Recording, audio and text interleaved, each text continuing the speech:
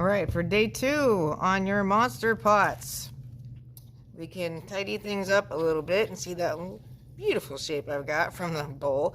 I can take a sponge, squeeze it out over the bowl, and gently wipe, don't make a mud puddle, and that will smooth things out a little bit more. We're not worried about the bottom part being super smooth and wonderful because it's the bottom. Keeping the plastic handy. You don't want your projects to get your bottom to get stuck to the top. And we can do the same thing on your pot. So we can take the sponge, and I am applying a little pressure here. We can smooth things out a little more. Just don't drown it. Once things are smooth and wonderful, you're going to take your extras and figure out what you want to make. Like, we need the face. Are you going to have little tentacles or legs on the bottom of the drip catcher? I'm going to start with the face and rip off a chunk and roll a coil. And normally for coil rolling, we start it in your hands and we roll on the table. So this is going to be for my mouth.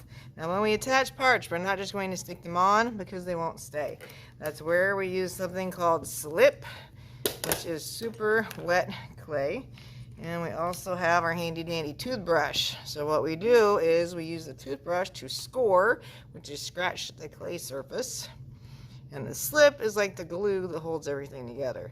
So I am using that toothbrush and the slip to scratch where I want the mouth to go. You want to be extra sure. We can scratch this too, only where the pieces are going to touch. And press firmly to make sure it stays. Now on Becky Z's pots, this part was blended in, so they kind of join together. So you can use your finger, or we have this little tool called a sculpting thumb, or we can kind of blend this seam. And we'll smooth it out more in a bit. So I'm just trying to connect the two and make it so you don't see a separation.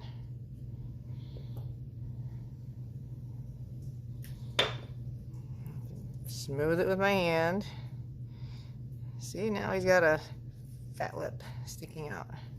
And you can change how you put it on here to give it an expression. So it doesn't have to be a straight line. It can kind of wobble when you put it on. So he's making a funny face. Then teeth are great. So those you could shape with your hands. You could take it and kind of flatten it on the table and then slice with the loop tool. You wanted pointy teeth. If anything's slightly rough, we can just give it a little squirt and smooth it out. And like we did with the mouth, any parts you attach, no matter how small, we need to slip and score and press firmly to make them stay on. If you get extra slip where you don't want it, there's tools you can use to kind of wipe it away. And yes, you can give your monsters tongues. For tongues, I find it helpful to roll a ball and smash it. And then shape it a little bit.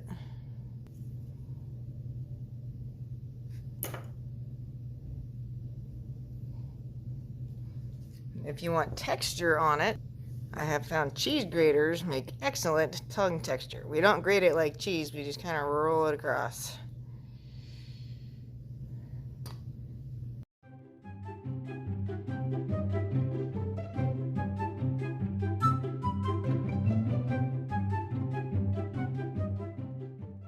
When you're finished building your monster's face, that'd be a good time to think about the dish, the drip tray. So if you want tentacles or legs or something, we're going to flip it over. We build it upside down. So when you're making parts to go on the bottom, whether it's tentacles or legs, you want to use the rule of thumb. We want it to be as thick as your thumb. It can be a little bigger.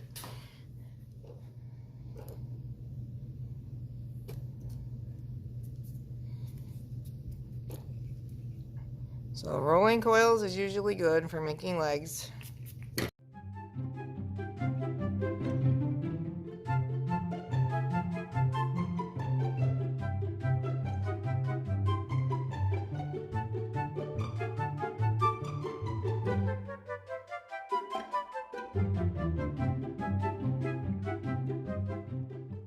I put my dish back on the bowl. Why? So I have support when I push down.